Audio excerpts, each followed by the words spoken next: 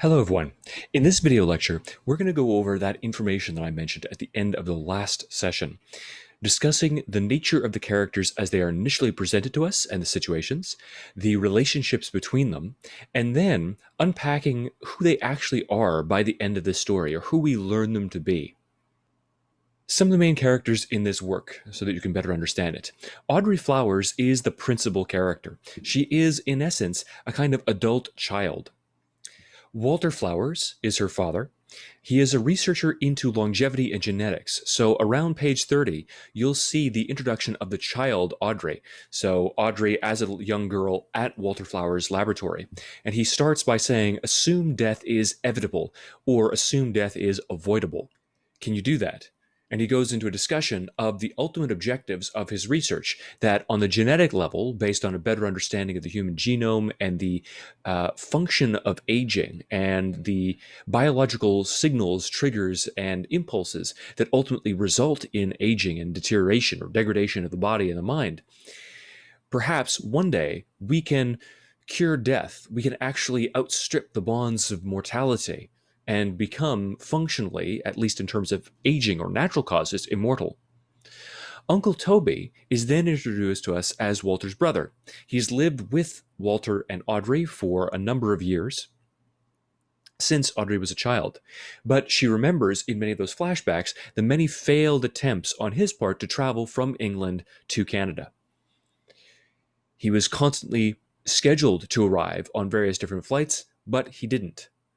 And she remembers those many trips to the airport and how that would hurt her father, that his brother wouldn't appear, even though he was scheduled to do so. Other central characters. Wedge is a mouse owned by Audrey.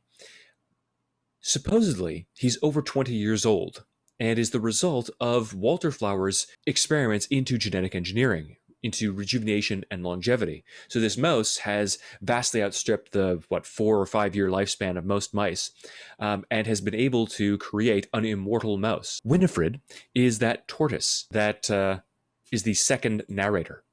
She is designed ultimately as a kind of counterpoint to Audrey. Whereas Audrey introduces confusion and lays down clues, Winifred organizes those clues, gathers them up together, and provides us with some clarity and an objective secondary viewpoint that sheds light on the events that Audrey cannot understand in her past. Toff is an old friend from England where Walter Flowers was born. He visits in the present time of the novel to attend Walter Flowers' funeral. Verlaine is a woman that we meet only infrequently, but she's a friend and colleague of Walter Flowers, or was when he was alive. She was somewhat responsible for assisting Walter Flowers in his experiments. She also helped to care for Audrey on occasion. A few more details about that first narrator, Audrey, to understand the novel. First of all, she's a leapling, which means that she was born on the 29th of February, in one of the leap years where there's one extra day, February 29th, in the year. So, in a way, because of her low IQ and because of this status as a leapling as a kind of parallel to that, she is both an adult and a child. She's both 6 years old, she's had 6 birthdays, and is somewhere between 24 and 28 biologically. Her perspective is oftentimes childish because she has never sort of evolved beyond the mental capacity of a child. Not a 6-year-old, she's a good deal more intelligent or evolved than that, but she might be operating kind of like at a high-functioning 12-year-old's mentality or mindset. Her nicknames change throughout the novel, so she has a number of different nicknames that are offered to her by various characters. Oftentimes they'll refer to her as Odd or Oddly, affectionately, denoting her somewhat fanciful and imaginative perspective on the world. She is odd, and her point of view of the world is odd. She is fascinated with language, wordplay, and puns, and also reading and being read too. She loves animals, as evidenced by the fact that she has multiple different pets, and she is fixated on mysteries. She conceives of herself as a kind of detective, somebody who is able to solve mysteries, and that's one of the reasons that she loves the board game Clue. But, of course, that game is just that. It's a game, and it's not really that complex as board games go. She, although she fancies herself, she believes herself to be a solver of mysteries, is really unable to understand the actual mysteries that are developing around her. and she spends much of the novel lost in a haze of her misunderstandings. Winifred, as I said, is that second narrator, the tortoise. One of the central motifs of her narrative sections of the novel is the ebb between heartbeats. So she discusses the nature of being a tortoise at numerous points and the travails, the trials and difficulties and burdens of being a tortoise. One of those is the ebb. It's this span between the torpid heartbeats. So sometimes when it gets incredibly cold and she tucks herself up into her shell, her heartbeats can come once a minute, and that's all. The span between those massive bursts of life that pump blood through her body, she calls the ebb. And we'll talk a great deal about the ebb and what it represents in the context of both her experience and the experience of grief, loss, and death that this novel is grappling with, so as to help us better understand or to empathize with the issues surrounding that caring milieu.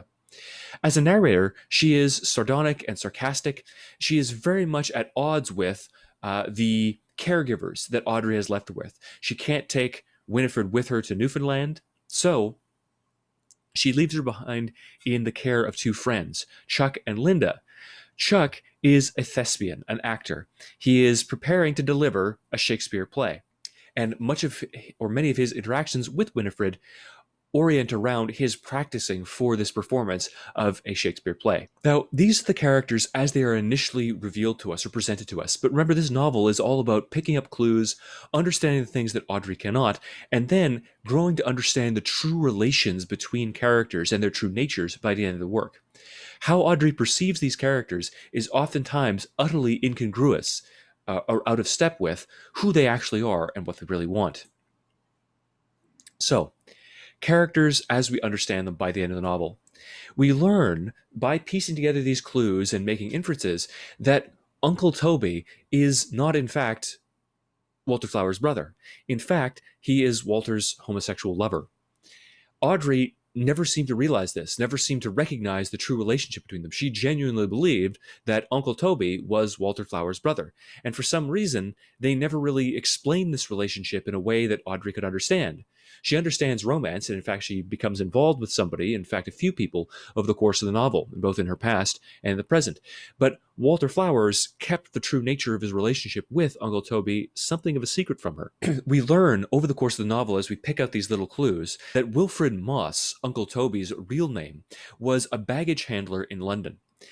Audrey and her actual father, Walter, traveled to England when she was a child, and because of a near plane crash, Audrey, to distract herself, wrote a letter to the plane begging it not to crash, left her address to it, and then stuffed it into one of the seats or into one of the compartments next to the seat.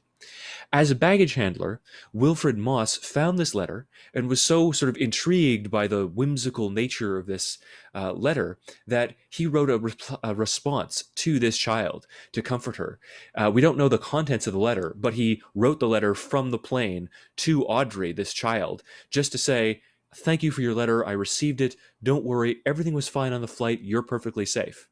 So it was like this a little gesture of kindness towards this random child who wrote this letter on the plane, thinking that the plane could actually receive the letter and respond to it. So he played that game. He indulged the child Audrey in that moment. Walter Flowers intercepted that letter for his daughter and then wrote back. That began a correspondence between the two men that eventually led to Wilfred Moss coming to Canada to stay with the two of them.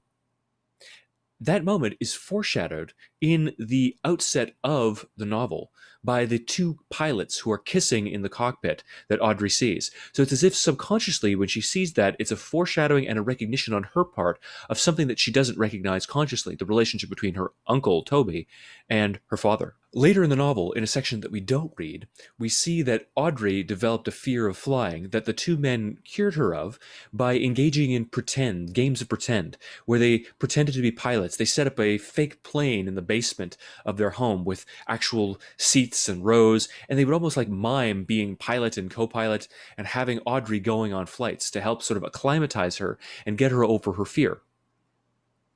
This approach then parallels that moment at the very beginning of the novel of foreshadowing and parallelism where Audrey sees the pilot and co-pilot kissing. Other characters. We learn that Wedge, this so-called immortal mouse, or this supposedly immortal mouse, is not at all immortal. What has happened is that Audrey's pet has died over and over and over again. But her father, seeking to conceal that fact from her, replaced the mouse with another from his laboratory, making it seem like it was identical. He even made sure, because the original Wedge, the first pet that Audrey rescued from her father's lab, saved it from being crushed and killed in an experiment, had a tattoo, a number tattooed to its ear for categorization purposes, right? They have 100 mice, they tattoo the ears to make sure that they're dealing with the right one, or that they can catalog them properly. She sees that instead of having a 59 tattooed on its ear, one of the numbers is inverse, so it's a 56. So they made a mistake at one point, and she comes to realize that no, this isn't the same mouse. That her father was protecting her from the pain of losing her pet over and over and over again every time the pet died. But now, in the present day of the novel, Wedge disappears and is not replaced because Wedge has died, and the father, being dead, can't keep up the farce, can't keep up that deception any longer. Toff, the character whom Audrey hates because she fears that he is this representation of Walter's old life in England that's threatening to take Walter away from her, her father away from her, is in fact Walter's real brother, her actual Uncle Toby. All of these events and all of these actual relationships are never made perfectly clear to us. They're never stated directly. We have to put together the pieces in order to understand them by the end of the piece. But I wanted you to be aware of these true relationships and Audrey's misunderstandings of the relationships in order to better appreciate what's going on the surface level and what's going on behind the scenes beyond what Audrey is capable of understanding through the first two sections of the novel.